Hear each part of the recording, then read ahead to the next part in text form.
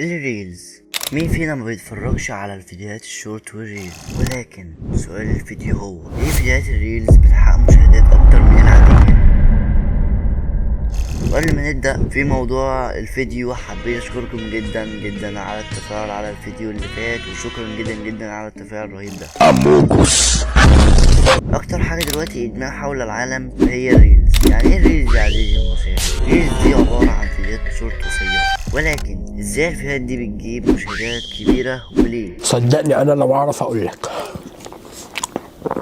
انا ذات نفسي مش عارف. لو ركزنا على الموضوع هنعرف حاجة واحدة بس، وهي الفكرة والتصميم. ولكن فكرة دلوقتي من الفكرة، احنا عايزين تصميم. بس طبعا في ناس كتيرة بتسأل على نفسها التصميم، واكيد اول حاجة جت في بالك هي كاب كات، صح؟ ولكن احب اقولك ان في ناس بتعمل تصميم مانيوال. ولكن يعني ايه مانيوال؟ المانيوال دي حاجة تقدر تعمل بيها اي حاجة في الدنيا. زي ايه وازاي؟ انا هشرح لك عزيزي المشاهد. دلوقتي لو قلت لك يعني ايه قوالب، طالما طالما قول السؤال تاني. ايوه بالظبط زي ما انت قلت، مجرد كمية تأثيرات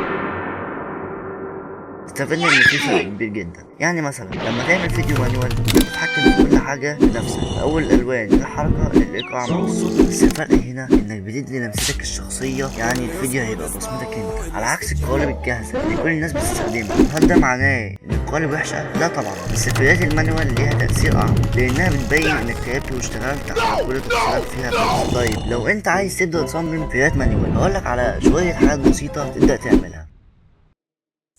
1. ركز على القصة. الفيديو لازم يكون فيه رسالة واضحة أو فكرة توصلها. 2. جرب تتعلم برامج زي افتر افكتس أو حتى بريمير. 3. اتفرج على فيديوهات ناس تانية، مش غلط انك تبدأ بالتقليد، بس طور من نفسك بعد كده. وفي النهاية عزيزي المشاهد، سواء اخترت تعمل فيديوهاتك بالمانيوال أو القوالب الجاهزة، المهم انك تكون راضي عن شغلك. ولو عايز الفيديوهات بتاعتك تبقى ترند، أهم حاجة الإبداع.